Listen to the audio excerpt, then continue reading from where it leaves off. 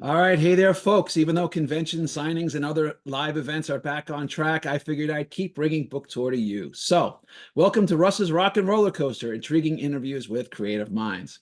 Well, if you're a fan of science fiction and fantasy, I think you're going to be in for a real treat tonight, as I've had this interview in my sights for quite a while. So please welcome our guest, ESTHER FRIESNER. ESTHER is a poet, playwright, and Nebula award-winning author of more than 40 novels and 200 short stories, including War Child, the USA Today best-selling novel in the Star Trek Deep Space Nine universe. Welcome back, ESTHER. Hello. All right, good Good to to see be here.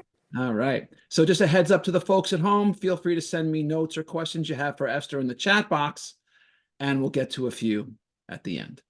All right. So as we always do on the show, we'll start at the beginning. So where were you born and where'd you grow up? I was born and raised in Brooklyn, New York, and here is a little bit of my childhood. Brooklyn. So, all right. So I got a lot of family in Brooklyn myself. So where in Brooklyn? The only place to be from, Flatbush. Flatbush. Okay. Okay. Flatbush, that is it. Flatbush. Okay. My mom was a Williamsburg girl. Oh, The old Williamsburg. yes, before. Yes. In the before No, time. so did you, so at that, so my, that side of my family, they grew up it was in a tenement building, and the whole family was in one building, right? The grandparents, the great grandparents, the cousins, everybody. Were you in that kind of a situation, or was it kind of a one-off? Well, my grandmother lived with us, so there was that. But, it was just like a regular apartment building, about 6 stories high. Um, I had friends from the building, and the best part was very secure for a small child because there were a lot of grandmothers, and the grandmothers would put out their folding chairs on the street. And that was how come you could send small children up and down the block unescorted because the grandmothers were watching. And I was 4 years old when I went to go get groceries, but I was safe to do it on my own. Grandmothers. Yes, not my grandmother, who has since passed. She used to tell me about, the live chickens and the push Oh, carts out on Havermeyer Street. oh my God. Back then, did you? So what like, so just to describe the scene back then, you walk out. So where in Flatbush specifically were you? Well, about a block from Brooklyn College, Okay. near the junction of Nostrand and Flatbush. And not recently, before the pandemic, I took my husband back to show him where I had been born and raised. And a lot of places were still there that I knew. But what really floored me, two of the places where I used to go and get comic books, still there. No way. Comic Really? books. Really? Yes, Wait, yes. a traditional comic book shop or a store that just happens to have comics? Oh. You forget. I am one of the great old ones. They didn't have comic book shops only. They Right. had candy stores, Right. soda fountains, and they sold comics. Right. And So my on parents on the racks? encouraged Yeah. reading them. They did. Oh, yes. Really? So hold Every so often. Yeah, my father would say, "Do you need some more comic books?" And they really? were 10 cents. Then Why, in my day, they were 10 cents. so what kind of comics were you reading? Oh boy, a lot of DC, Classics Illustrated, which were a whole 15 cents. Some of the, like, I forget, Harvey tunes, Dot, Baby Huey. But mostly I liked the superhero comics, the DC titles. Okay, so back then, was it just you? Did you have brothers, sisters? I'm an only. Only child. Okay, wow. So an only child in Flatbush, Brooklyn. So what describe the scene? So, New York and I mean, look, Brooklyn has obviously gone through quite a renaissance, Oh, yeah. and it continues to evolve. I lived in Brooklyn for a while myself. Um, describe New York City and Brooklyn as you remember it back then. Well, let me see. Brooklyn College was the place I always got taken to play. And they had a number of they had at least one sunken garden there at the time, very small, but it was a lot of fun. Um, on our block, the block was a world unto itself.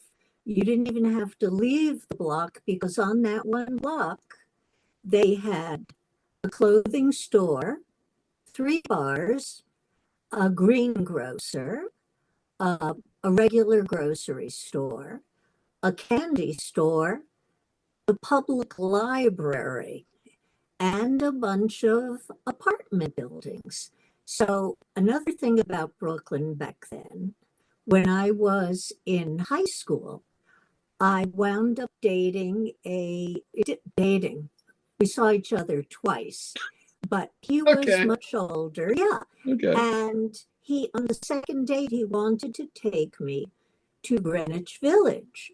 So I went to my parents and I said, "You mad at me want to take me to Greenwich Village for our second date. Is it okay?" And they said, "Yes." And I said, "Well, what time do you want me to be home by?" And they said, "Is 2 a.m. okay?" Oh, gee, really? And I believe I said the respectful version of, "Are you out of your minds?" I just said, "No, it's not okay. What are you talking, 2 a.m.?" And so I talked them down to midnight. But You, that was how safe it was. I mean, I've never in my lifetime heard anyone ever say to me that they told their parents that they were allowed to stay out too late. Well, It's always the opposite. I was shy. I was a shy, retiring blossom. I'm guessing that so you were not just comic books, were you were a reader back then? I'm Novel. sorry? So you were reading comic books, but was that your thing? Were you a reader? Like, what was your thing when you were a kid? What kept My you? thing. Oh, well, the funny thing is, I've recently been going through some boxes of stuff that my parents saved, and boy, did they save stuff that I had done. So all my report cards, all this, all that. I was writing stories before I could write stories. My Really? mother would transcribe them. I'd say, "Here's a drawing I did. Do you want to hear the story about it?" And she said, "Yes." And she would write down that story. And then they let me near the typewriter when I could write. And they just, "You want the typewriter? Here's the typewriter." And so that accounts for part of my growth as an artist and also for why my handwriting is atrocious because I had a typewriter. So when you were a kid, so you're reading comic books at the time, was it common for did you have other friends, who were also into comic books, or was that kind of just just your thing? Some of them definitely did like comic books. There weren't any little boys in our neighborhood, or at least none that we played with.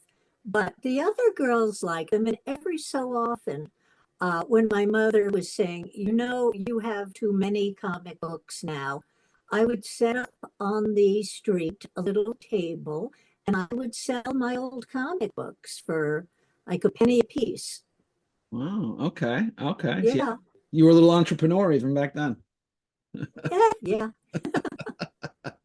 Okay. So you were reading comics. You were writing stories. You got yourself a typewriter. What else what else were you doing back then? Or were you just sort of was that kind of it? Well, I played with the other kids, but well, okay.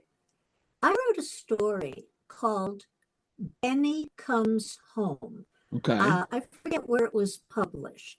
And it was kind of a tribute to part of my childhood because one of the things I did, I was the fat kid with the glasses who used the big words. So sometimes the other kids were, You're the fat kid with the glasses. You use big words and talk funny. So I would be sidelined from some of the games. Right. And there was an alleyway between two buildings, but it was covered. It went down through and up into the backyard area. And by the way, we went back, we looked, it's all like caged up now. There's a steel door there. But it used to be you could just go down the stairs and up through the back. And it was lit far down the tunnel with a single bulb. And I was just staring at this. And one of my friends came over and said, "What are you looking at?" And I said, just, I don't know what possessed me. I said, "There's a witch who lives down there, and she will listen to me. And if you want something, I will talk to her and see if she will give it to you with her magic." They believed me. People come over, "Here is some gum. I want this. Talk to the witch." And I, oh, witch. And well, results were not guaranteed, needless to say, but it was good bubble gum. So how long did you get away with that until they kind of figured out that I you got picked it up? bored after one day of it. Oh, one day. Okay. Yeah, I got Okay. bored. Okay. But we used to, play pretend. But because of what was on TV at the time, Davy Crockett, Daniel Boone, Casey Jones, all the stuff that's on Roku now, Right. we would play pretend, but here are all these little girls. I'm Davy Crockett. I'm Georgie Russell. I'm Mike Fink.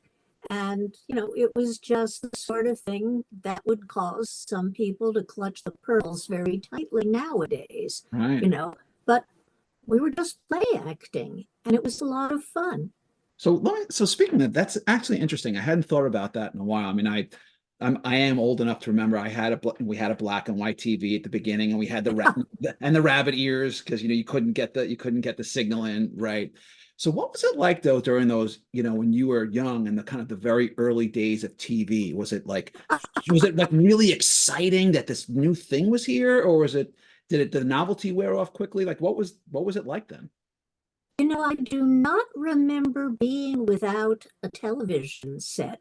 And yes, it was black and white. We did not have the rabbit ears, though, but we had good reception. And I would wake up very much too early of a Saturday morning, Sure. and I'd go turn on the television. And not even the cartoons were on. So first I watched Modern Farmer and was fascinated because there was nothing else to do. And then we got the black and white, no dialogue, just music Right. cartoons. Like there was this one, Farmer Gray or Farmer Brown, which is still available on YouTube and probably at the Paley Center. And then you got all these great action adventure shows like The Adventures of Robin Hood, Ivanhoe, Circus Boy. And years later, when I was watching The Monkees, I realized the cute little kid from Circus Boy was Mickey Dolenz. Oh, really? Was it? Yeah, it Oh, was that's kind funny. of like watching Opie become director on Howard. Right, right. Okay. Yeah, so there was a lot of great action, and of course, Disney. They had Zorro. They had, my goodness, what did they had? Davy Crockett. Uh, all sorts of things like that. Okay, okay. So I'm assuming, but I might be wrong. For example, like I said, when my mother's side of the family, they were all together, Jewish family, kind of close knit. Was that the kind of community were you in? Were you in a mostly Jewish community? Was it sort of like a mixed situation? What was your environment like? Well, it was, as far as I perceived it, because kids see the world, it may not be exactly the way the world Hmm. is, but it seemed to me that in our neighborhood, Jewish and Catholic, I don't know if there were any Protestants whatsoever in the neighborhood. And when you went to school, uh, you had mostly Jewish kids because most of the Catholic children went to the parochial school. So, to touch on a little bit, I want to dive in a little bit more on this, a little bit more of a serious issue for a minute. So you, like me, so you're a New York Jew, as am I. You know, we're really kind of in a troubling time in the world. You know, what's going on with Israel and here in the US, and there's a very real and obvious rise in anti-Semitism. So, you know, what's it like to be a Jewish person in today's world? I mean, it's certainly not easy for me. And, you know, did you have the sense, do you feel it differently now than you did then? Well, here's the thing of it. My father was a Holocaust survivor, but he was never in a camp. He was able to take to the mountains with his brother, and he lost everybody, and eventually he lost his brother, but he never gave up.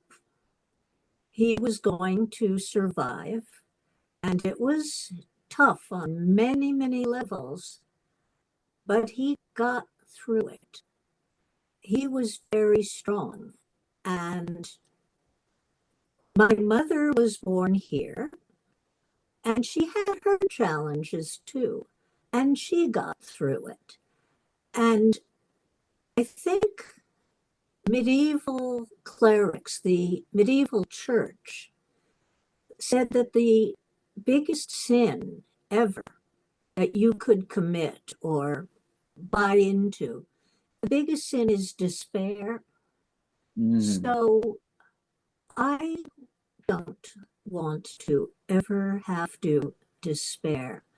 I want to be strong. And look at how long we've been being strong, and we're still here. Yes. And we have been through a lot. Yes. And Purim's coming up, when in the entire Persian Empire, which at that time was a huge amount of territory, it went into India. Supposedly there was going to be a call for the Jews to be gotten rid of. And we're still here. It didn't work. Happy Purim. Have a hamantash. A hamantash makes everything It makes really everything does. better. Makes everything better. What do you say to folks? I mean, now, you know, it's personally, I find it, I've been particularly frustrated. I've had conversations with many folks in the last, you know, since October, that there are so many people in my immediate community who otherwise seem very rational and they're friends, and yet they seem so almost belligerently ignorant or willfully ignorant to accept, to really look at the complexity of what's really going on and what we're actually facing. And it's sort of it's you know, we're, you know, to some degree being gaslit, we're being dismissed in a lot of ways as if it's not as if the threats aren't real. What do you know? What's your perception of things like that? About people being ignorant about what the situation is actually like, Yeah, or that, you know, people that, who are being willfully blind to oh, it. both. You see, if it's a case of ignorance, at one point I was working in an office, and it was a medical office, and most of the doctors on staff were Jewish, and many people working like nurses were not. And it turned out that at least one or more of the people who were not the doctors and who were not Jewish just didn't know what the different holidays were about. And they didn't think to ask, and no one had thought to tell them. So, you know, when we can educate, when we can let people know what it's really like and what the true story is, better than to just react and pull back from that person and say, oh, well, they don't get it, they're horrible. until they actually prove they're horrible, which has happened. But if they just are speaking out of innocence or ignorance, they never thought to ask or they never thought to question, then answer them. You know, it's like in the Passover in the Seder, with the story of the four sons, the wicked son, the wise son, the son who just says is simply, "What is this?" and the one who doesn't even know how to ask. And we're supposed to answer, we're supposed to educate. And on my side, I know a lot of people who are pagans. And a lot of people in there, well, they're pagans. And I sat there thinking, you know, that's like saying you are a religion that has many different things. Like, if, for instance, Protestantism, you can say, I'm a Protestant, but Lutheran, Episcopalian, Anglican, different kinds of Baptists. So I asked a friend of mine who was pagan, I said, are there different sorts? Because I didn't know. And the next thing I knew, my eyes were open. I'd been educated. I'd had no idea. I want to learn, and I hope other people do too. And it's important to learn and to teach. I agree. I just unfortunately I see a lot of resistance to there are a lot of folks out there who don't seem to, there's a very heavy anti-Israel sentiment, and they don't seem to recognize that, you know, Israel is the only democratic country in the entire Middle East, and it's the safest. They have the most freedoms, and you know, those who are persecuted in other nations come to Israel for freedoms, and yet Israel is the monster. And when you try to have conversations with other people about it, it's always yeah, but, yeah, but, yeah, but, yeah, but. It's always, Well, there's the yeah, but. It's like they just don't, there's so many folks who just seem so intractable. They don't want to hear it. It seems to me anyway. I don't know if that's what you're experiencing. Well, they do exist. And if you try to educate them and they simply are against being educated, then that's how they are, and you move on. Yeah. And you also make a nice donation to Magen David Adam or the charity of your choice. Which I do very often. All right, so let's shift gears just a little bit. So I actually had some pretty serious food allergies for decades. And it turns out that the reason is that I had Lyme disease, but I didn't know it, which was the root cause of most of those issues. But now that the Lyme disease has been dealt with, most of my food allergies are reduced drastically. I understand that you have to deal with a pretty serious food allergy within your family. Uh-huh. Tell me about that. Well, my husband has a severe allergy to eggs. And I have learned that there are now some marvelous egg substitutes they're vegan. Mm-hmm. And yay, science, they have found a way to do the texture correctly. Mm-hmm. And I can vouch the taste is good.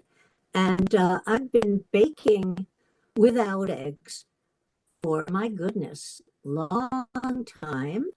And actually, some of the recipes that I have, like for chocolate cake, Mm-hmm.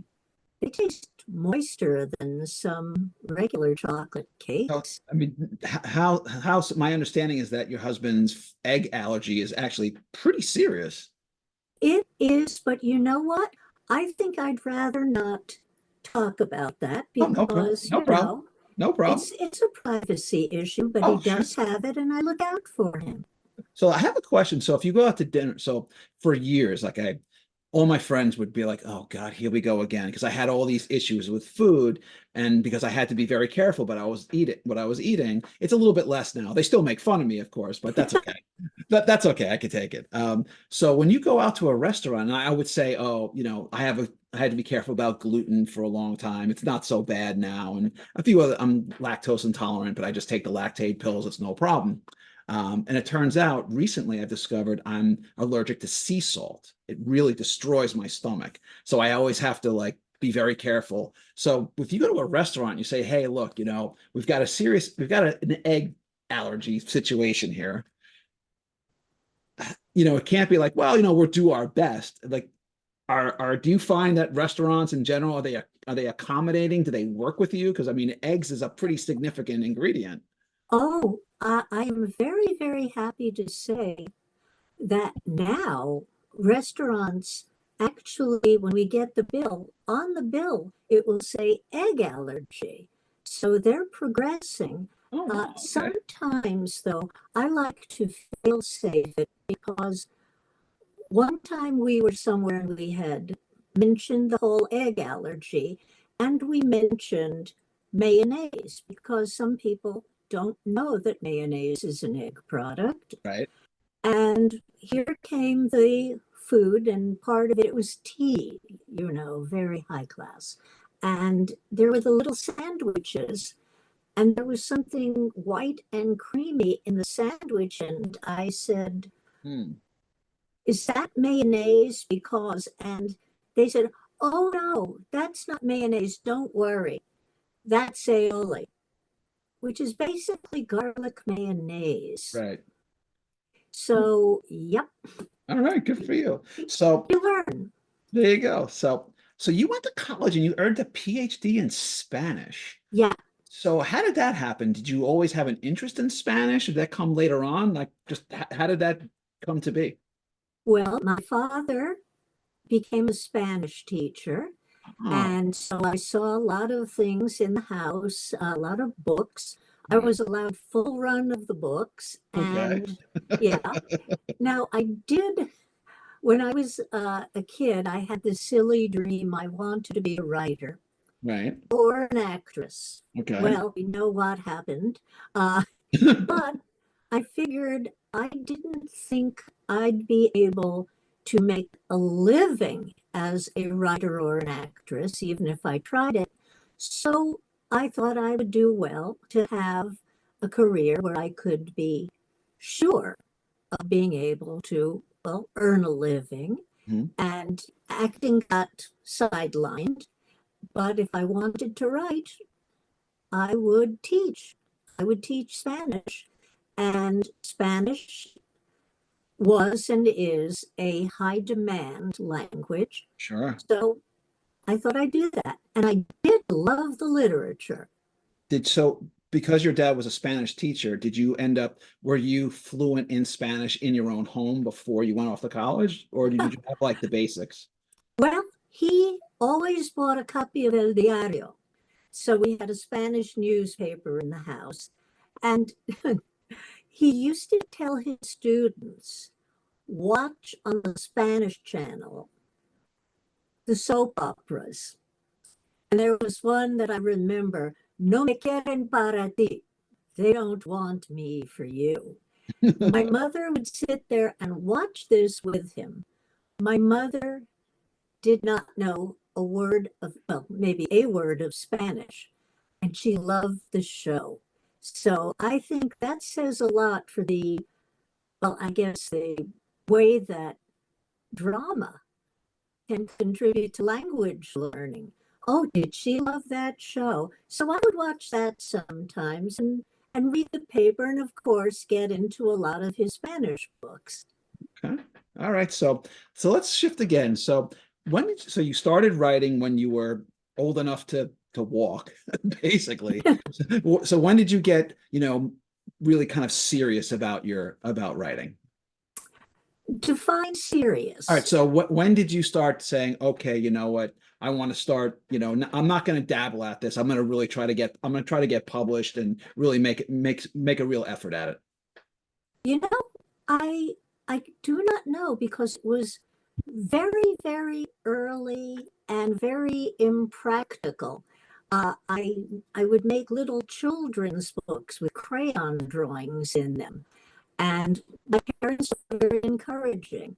Uh, I did not know a thing about marketing, but I'll tell you this: when I was in seventh grade, I would, before class, I'd be down in the locker room, and that's where the phone booths were, and the yellow pages. I opened the Manhattan yellow pages under publishers because I was going to find a publisher. And I found one. We will want your manuscripts. Turned out to be and I sent away for the information. Turned out to be a vanity press. And I'll tell you this much, in seventh grade, I already knew I wasn't supposed to pay them. They were supposed to pay me. Right. So I guess that may be serious, Okay. wanting to be paid for my work. That sounds. Maybe. So you mostly write science fiction, fantasy, maybe a little bit of horror. Yeah. So what is it about those particular genres that you like? You know, if there's one thing when you read it, that's one experience, but when you're writing it, that's a completely different experience. So from the author's perspective, what do you like about those particular genres? Oh my gosh. Well, again, very silly stuff. When I was younger, I used to read 17 magazine, but at the time, the message that a lot of girls got was that, oh, this fantasy and science fiction stuff is for boys. Swear they had that going on. And I would read some and I liked it. It was very imaginative and you got to create worlds. That was really nice. And then 17 magazine reviewed Tolkien. And suddenly I knew it was okay because 17 magazine reviewed it for me to really start reading fantasy. And I loved it. And then one day I turned on the television and I saw a guy on it with pointed ears. And I thought, oh, yay, they're making Lord of the Rings into a TV show. And by the time Shatner showed up and I realized he was not a hobbit, it was too late. I was hooked on Star Trek. And so I went to school, and it was an all-girls school, actually, 7th through 12th grade. Mhm. And I started jumping up and down and saying, oh, I saw this great show. You've got to see this great show. And they'll go, yes, Star Trek, we know. We're Trekkies. Oh, And we all wow. banded together. And I started putting out a fanzine without knowing the word fanzine. And Wow. it's somewhere in this house. Oh, really? Wow. You got to find that. I know, so I could burn. No, I won't burn it. Don't do that. No, no, no. It's a piece of history. That's great. So you over the years, so you've edited several anthologies. So talk to me about how you got involved in those and sort of, what you like about working on I've edited one myself. I've participated in many. Tell me how you got into it and why you like them. Well, I liked writing for anthologies, and I think the moment, the Road to Damascus moment for editing, I was at Boscone. I was wandering around the art show. My friends were arguing about why can't that artist paint a woman in armor that looks like armor and in a pose where she is not going to get skewered by the orc in the next panel because she's holding the shield wrong and she's holding the sword wrong. And I just wandered around the art show, and for some reason I was thinking about old women in prison movies. I don't know why, stream of consciousness. And I kept thinking, oh, wouldn't that be a cool idea for a science fiction? No, wait, no. And I kept thinking, women behind bars, babes behind bars, Right. nice alliteration. And all of a sudden, chicks in chainmail. And Yeah. I went scampering back to my friends going, chicks in chainmail, chicks in chainmail, but it's going to be funny. And, because all of the women warriors up to now are just so grim. It would be so great. And then I took it to an editor, and the editor said, well, yes, yes, indeed. And there it went. Now, at the time, I think I had already done one anthology, Alien Pregnant by Elvis, as a result of seeing too many copies of The Enquirer. I had terrible, terrible eyesight. I was extremely nearsighted. Turned out I had early onset cataract. So I had to do these anthologies as invitation only because I couldn't read a huge pile of manuscripts. It was Right. just too much. Okay. Well, over the years that changed. But you know what? I'm still so sad if I have to tell somebody I can't take the story, it isn't what we were after. Yeah. It's very tough. It's So, tough on both. It's tough to well, say, of course, it's and it's tough on the author. and it's tough to hear too. Oh, yes, been there, done that. Yeah. Yeah. Okay. So what is it that you like about working with other? So it's one thing when you're the writer and you submit, but when you're the editor and you're sort of in charge, what is it that you like about working with, let's say, multiple authors on, one collection? Well, I love to read, so it's wonderful to discover Yeah. a new great story. And sometimes those stories turn out for the author to be the gateway to starting to write a novel in that same world they created. Right. Right. That's exciting. Yes. Yes, for sure. It's actually, I did that myself. Ah, So just a quick interlude for folks who came in a little late. If you have any questions or comments for Esther, put them in the chat box and we'll get to a few at the end. All right. So you wrote a Deep Space Nine novel. So how did that come about and what was your experience like doing that? oh, let me see. I know I did a Deep Space Nine, but before that, I don't know if it was before or after.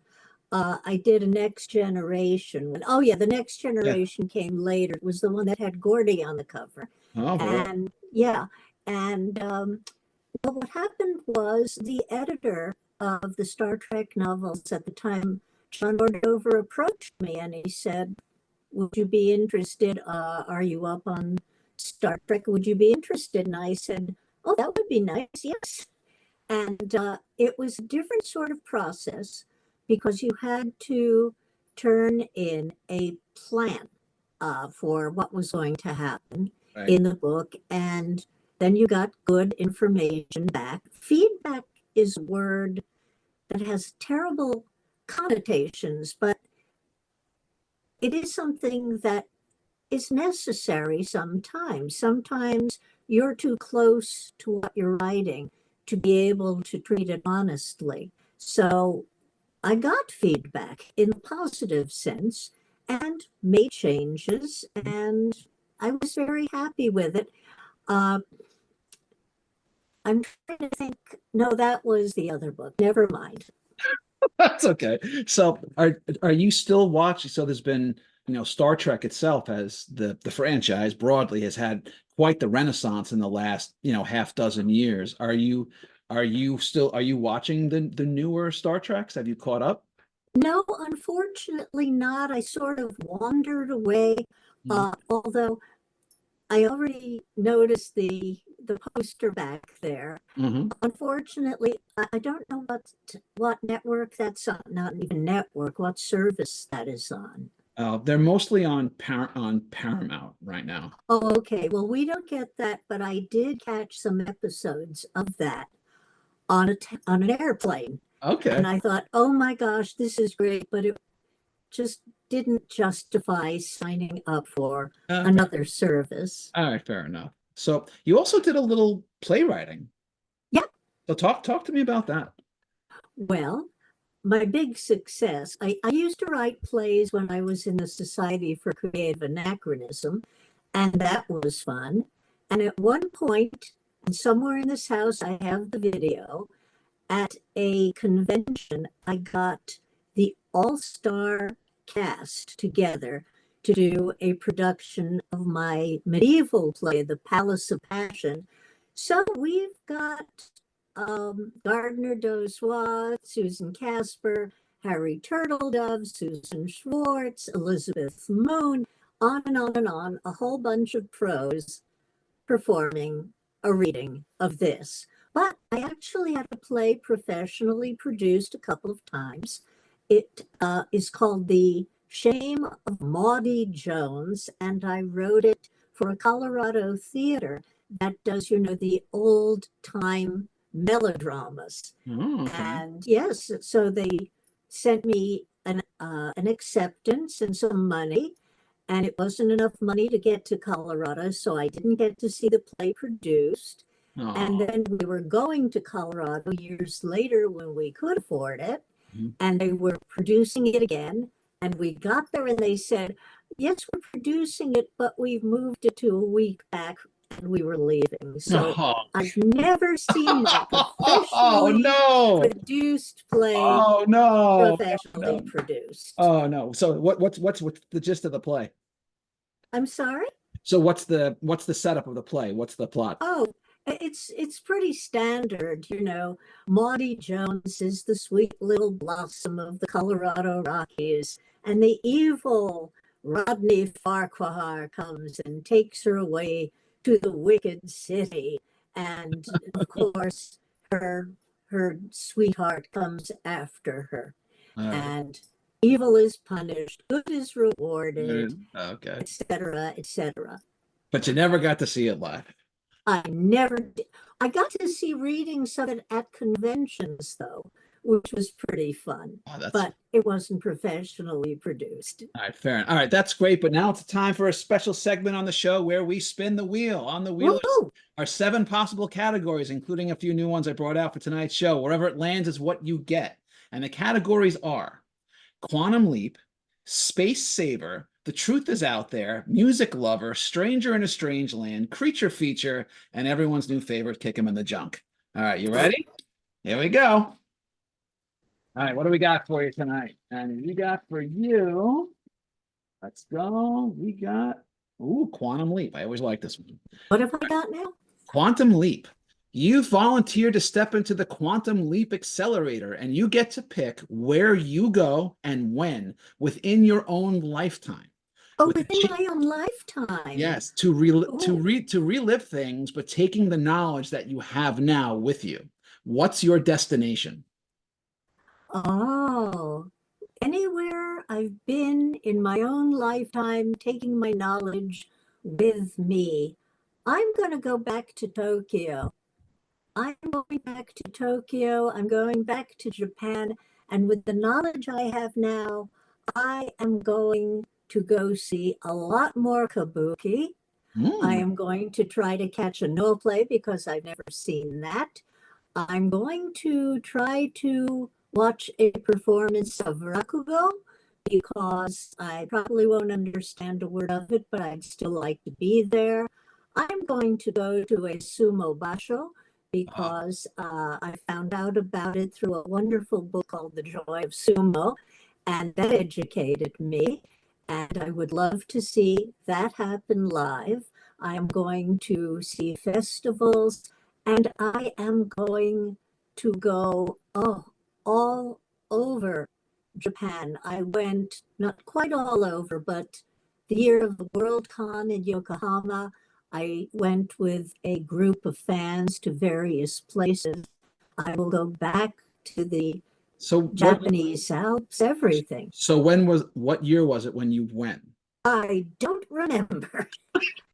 But okay, I've been to Japan 3 times, and I have had some wonderful experiences there, like the time I joined the Harajuku Guardian Angels, cleaning the, yes, I did this thing.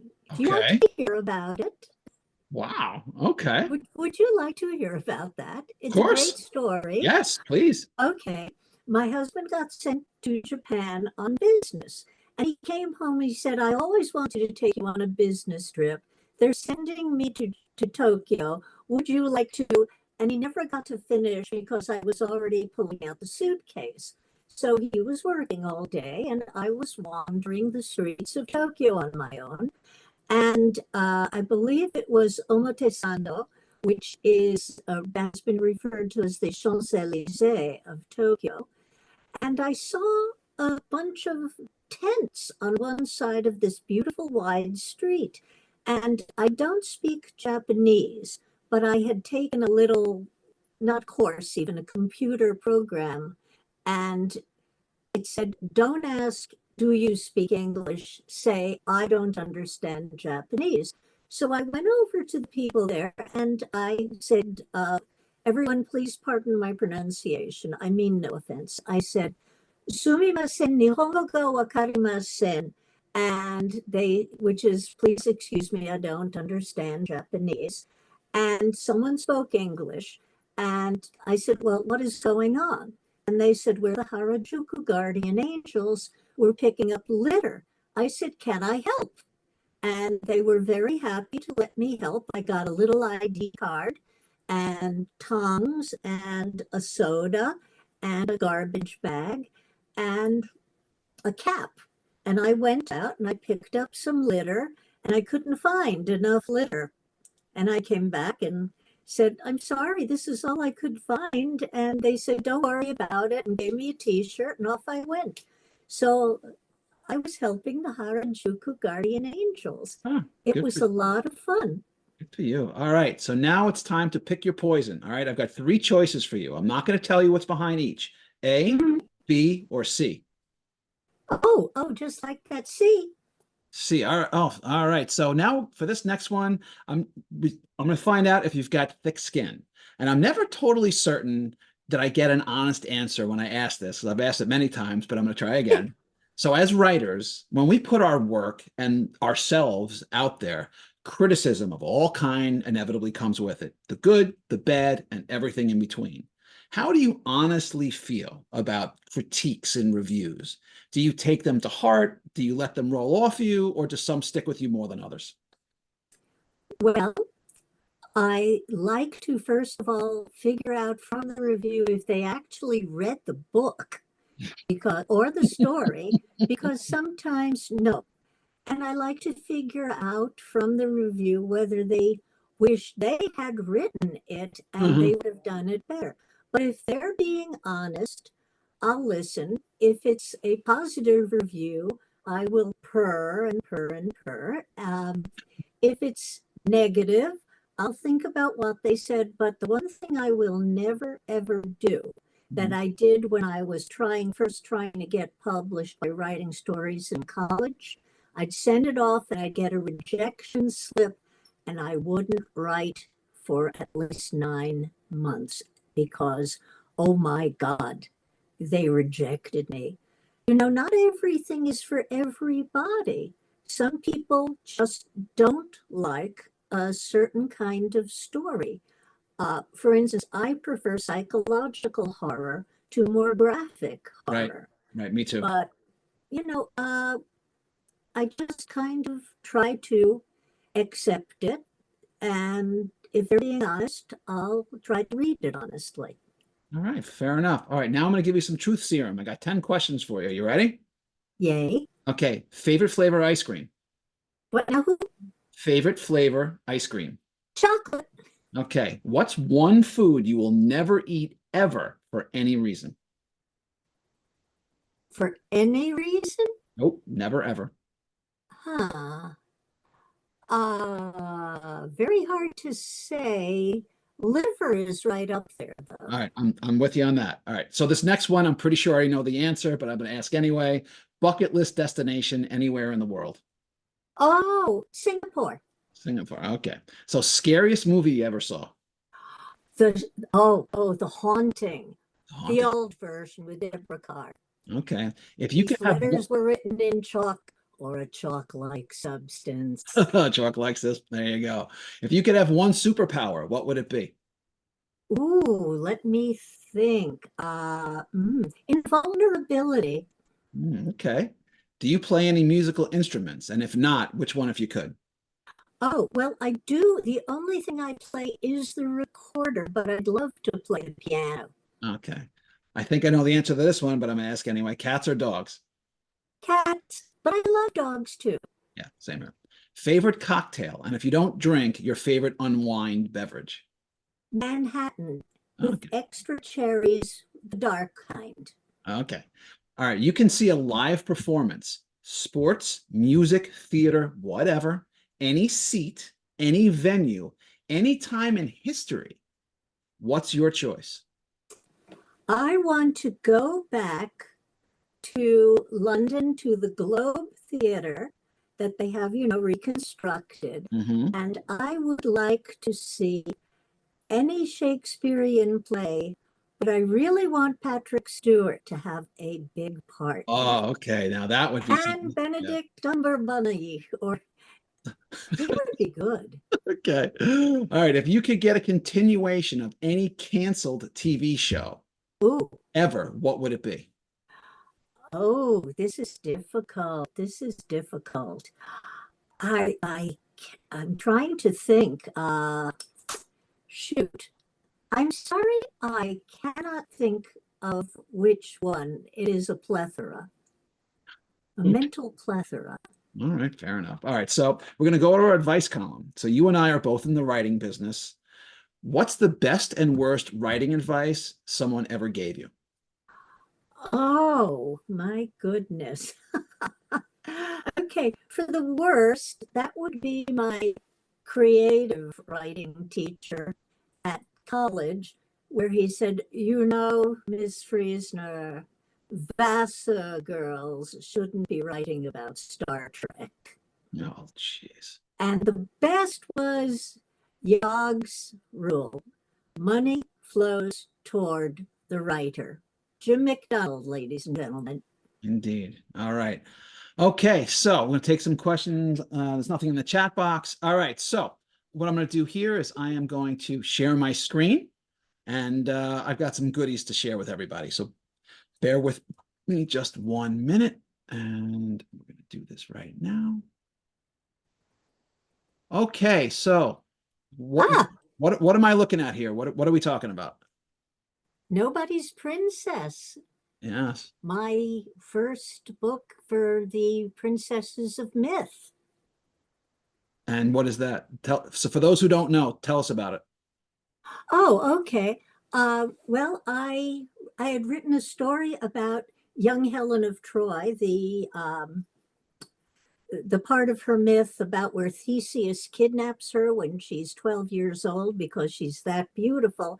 And I just had, for a change, instead of her brothers rescuing her, she uses her brains to get free. And they liked it so much at Random House, they said, could I maybe do a novel about Helen of Troy's girlhood? And I said, yes. And it turned into two, Nobody's Princess and Nobody's Prize. And then I did similar things for Queen Maeve of Ireland, Himiko of Japan, Nefertiti. It was wonderful. And I got to do a lot of cool research. Oh wow. So nobody so what's the plot of Nobody's Princess? Well, Nobody's Princess takes Helen from being a princess of Sparta. And I'm going to spare you my huge lecture on how Spartans raised their kids and stuff. Yeah. And she wants to be able to take care of herself. And one of the high points of the book, her sister is married off to Agamemnon, and she gets to take part in the Caledonian boar hunt, among other things. And then it continues into Nobody's Prize, where she is, well, continuing her adventures, and she gets to go on the quest for the Golden Fleece. And if you look at mythology, they have like a list of who was on the Argo, and there was at least one girl on the Argo, one woman, Atalanta. So I just had a lot of fun just having all of these myths working with mythology because I always did love mythology. Very cool. All right, that's great. So for anyone who this sounds wonderful, anyone who hasn't picked up a copy, I'm going to suggest that you check it out. All right. So as for me, keeping up with with the anthology theme we talked a little bit about before. So Oh, last year, my pal Keith DeCandido put out a collection called The Four Question Marks of the Apocalypse, and there's a ton of great stories in there. You got authors like David Gerald, Jonathan Mayberry, Jody Lynn Nye, David Mack, Gail Z. Martin, and so many others. Well, so my story is called We Got the Beat. and it features the 4 drummers of the apocalypse, because I'm a drummer myself. So I had a lot of I know a lot about this, and it's one of the most bonkers, batshit stories that I've ever written. And it has 4 teenagers kind of in the New York tri-state area, and they all hear this percussive beat kind of calling to them because they're all percussionists themselves, and they're being drawn to a particular destination. And when we get there, well, all sorts of apocalyptic mayhem ensues. And it was just it was really kind of a real blast for me. It was one of the few times where I wrote something. I said, well, I don't know if this is even going to make sense. I don't know if it holds up plot wise, but I don't even care. I'm just going for it, and we'll just see what happens. So I had a blast with it.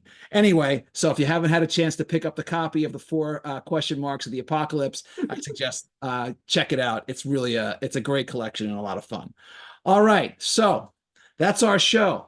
I want to thank my guest, Esther Friesner, for talking about her life and her career and sharing all sorts of stories. And I want to thank everyone who's watching at home. I'm your host, Russ Colchamiro. And as always, be gentle, be kind, be generous of spirit. And for God's sakes, go read a book. And I'll see you all next week. All right. Bye now.